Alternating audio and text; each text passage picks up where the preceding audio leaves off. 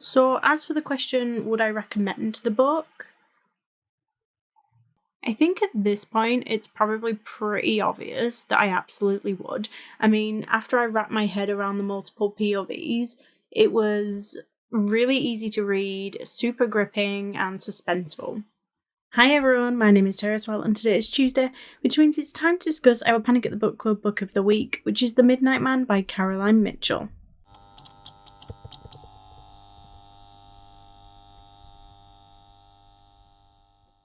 If you like romance, fantasy, or even thriller, basically anything fiction book related, then I suggest you head on over to the channel's intro video, where you can find out more information on how you can take part in this online book club.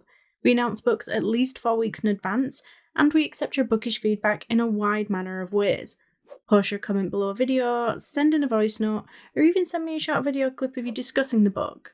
Alternatively, you can just send me a direct message. Blackhall Manor has witnessed many dark crimes long before 5 teenage girls break in to play the midnight game.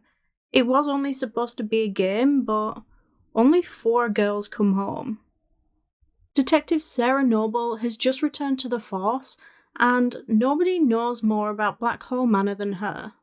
Except perhaps Elliot. He's only 7, but he's seen things in his dreams that most adults could never imagine.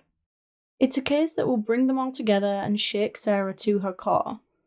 Will she be ready to meet the Midnight Man? First, this is the spoiler-free part where we'll discuss any spoiler-free points before moving on to a clearly marked section of the video which will contain spoilers and more specifics about the book. First, let's discuss those chapter lengths. I think because of the nature of the book and the multiple POVs, the chapters actually varied quite a lot. There were many that were around 4 pages, but then they could vary anywhere up to about 15, so although they were quite inconsistent, none of them were a really unreasonable length. I like a single POV, and if I'm reading a romance book, I don't mind a dual, but I find that with multiple perspectives, it can be really 50-50 with me. I am really happy that I read this one as a physical book because I do like to annotate, and it meant that I could write reminders of exactly who was who until I could easily wrap my head around it. I think something like the first 6 chapters were from all different perspectives, so otherwise I think it would have taken me a little bit longer to wrap my head around the names associated with which characters. But after I got the knack of that, it was incredibly easy to read and follow, and I thoroughly enjoyed it. I do think that the multiple perspectives really did add to the mystery and the suspense, and by the end of the book, I felt completely different about pretty much every single character. I also think the author did a really good job of the characters and how they, or someone of that age, would react in certain situations. I mean, it had a really varied cast list when it comes to the characters' backgrounds and especially their age, and I think that was really well represented. What I will say is that the book was actually a lot darker than I was originally anticipating, and if you are thinking of reading this book, then I'd probably suggest that you have a look for the list of triggers online, because I certainly didn't see any on the book. I do think that they should have put something on the book about it, simply because there were certain topics that could be very triggering, and I just wouldn't have expected it to come up otherwise. If I had to compare this to any other book, it would probably be something like Holly by Stephen King. I mean, at a push, maybe something like Doll's House by Helen Grace or Carla by Colin Walsh, but personally I do think that this book was much better executed. So we've reached that part of the video where I suggest if you haven't read this book yet, go do that first, because beyond this point there'll definitely be spoilers.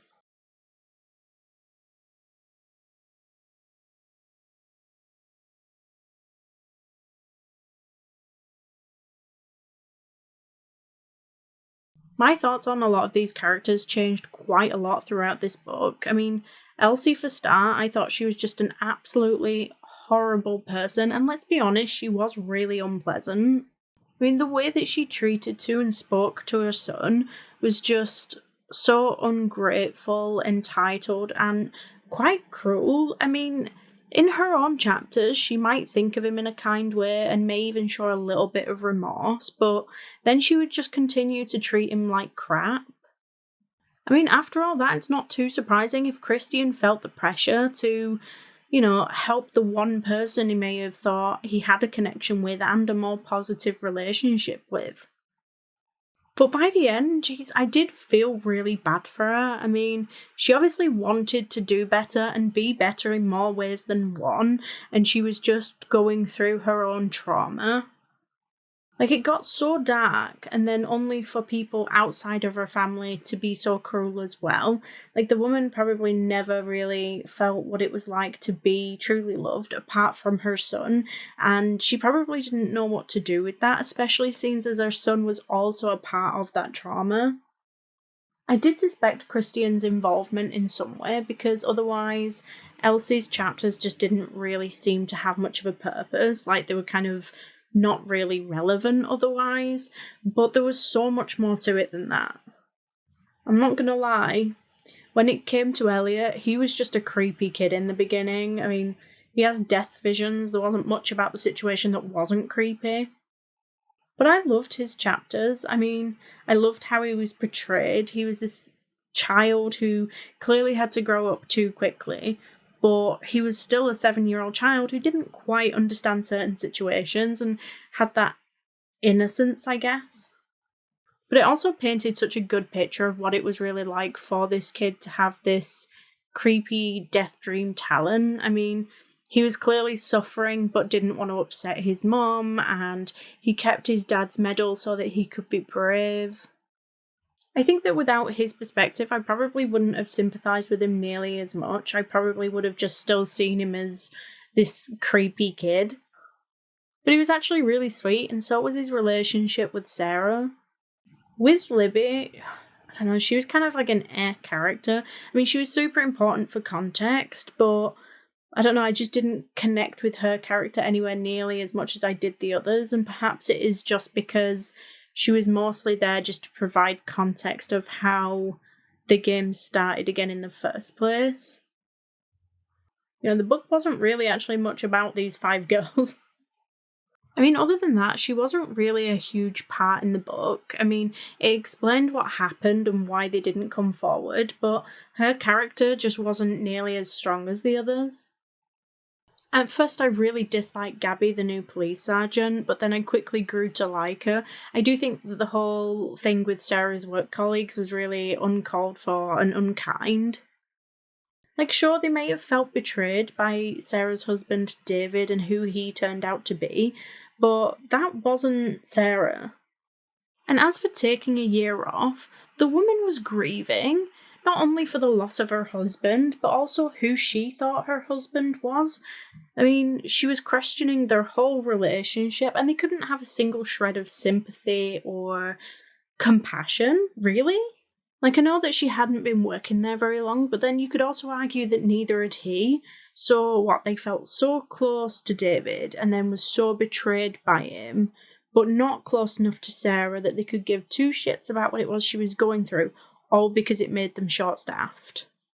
I did actually guess who Sarah was, although I think it might have only been like 2 or 3 chapters before it was actually revealed. I even went back to the prologue to see if they'd ever mentioned the girl's name in it. The book did do a great job of pacing out what information was revealed. It was slowly and consistently throughout the book. It was also really good at misdirection. I mean, even if something did occur to you, you would be questioning it and trying to reason things through. Like, I knew that Christian was probably involved somehow, but I also got the impression that it was someone who knew Sarah before the incident, but I was just kind of throwing guesses around wildly. Like, I even suspected her cop friend, but then in one of the Midnight Man's chapters, I also got the impression that it was a civilian. But then it also made me question if all of those chapters were in fact from the Midnight Man's perspective. Like, when it said that there was nothing in his room to implicate him apart from the coat, which, considering it was Halloween a few days ago, could be explained away, was that Christian or was that Lewis? Because at the time, it did a pretty good job of implicating Christian. But then later it made me question if Christian was in fact being framed, exactly when the book wanted me to think that. But it never occurred to me that actually maybe Christian was helping the Midnight Man. I think that it was incredibly well paced, gripping, and I think the characters were written really well. So as for the question, would I recommend the book? I think at this point it's probably pretty obvious that I absolutely would. I mean, after I wrapped my head around the multiple POVs, it was really easy to read, super gripping, and suspenseful. I mean, I was constantly trying to guess who the Midnight Man was and who could be trusted, and although the ending was one that briefly crossed my mind, I did not see it coming.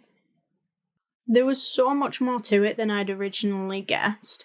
It was also a lot darker than I originally anticipated, and I think that it might work best as a physical read. So will I be reading any more by Caroline Mitchell? If there are other books or anything like this one, then absolutely. I mean, thriller isn't my favourite genre, so when I do find one that has gripped me as much as this one has, then I will happily see what else the author has to offer.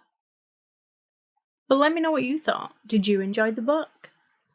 Shelley said that she listened to the audiobook and found it a good listen. There were different chapters for different character perspectives, and listening to it was made easy because there was actually different readers for each one. The book had what felt like short chapters, so they could update you on each of the characters, which for her did make it much more enjoyable. She found herself listening to more and more, not wanting to stop so she could find out what happened next.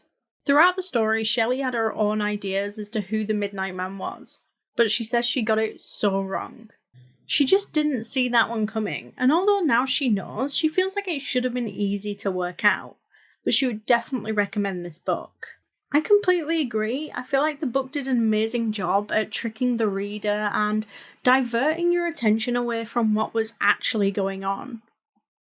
Next week we're discussing The Fine Print by Lauren Asher, so don't forget to get your comments and thoughts in by Monday the 11th of November at the latest to be a part of the discussion. You can now do this on YouTube, TikTok, Instagram, or Discord.